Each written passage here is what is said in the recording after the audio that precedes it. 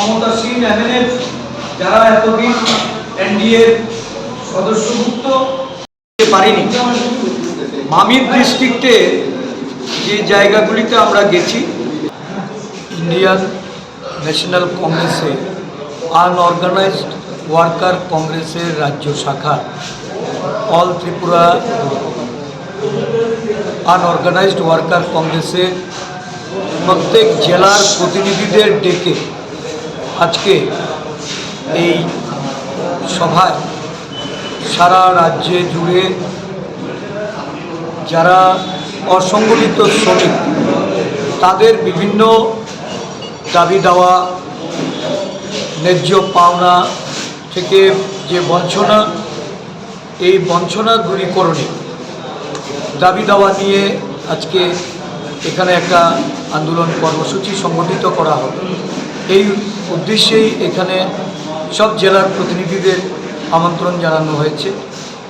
এখানে এই বিষয় নিয়ে এই সংগঠনের যিনি সভাপতি শান্তনু পাল এবং আমাদের কংগ্রেস নেতৃবৃন্দ যারা শ্রমিক সংগঠনের সঙ্গে যুক্ত তারা সিদ্ধান্ত নেন।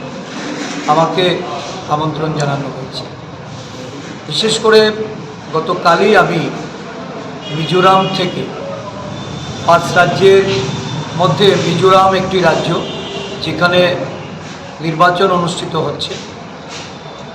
সর্বভারতীয় কংগ্রেস কমিটি আমাদের 5 জন ত্রিপুরা রাজ্যের নেতৃত্বকে অবজারভার হিসাবে মিজোরামের এই নির্বাচনে তারা নিয়োগ করেছেন।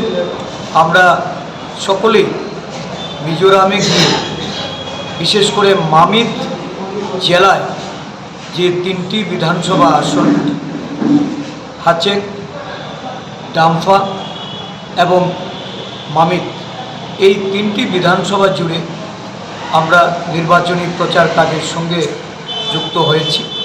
সেখানে বিভিন্ন সভায় আমরা অংশগ্রহণ করেছি।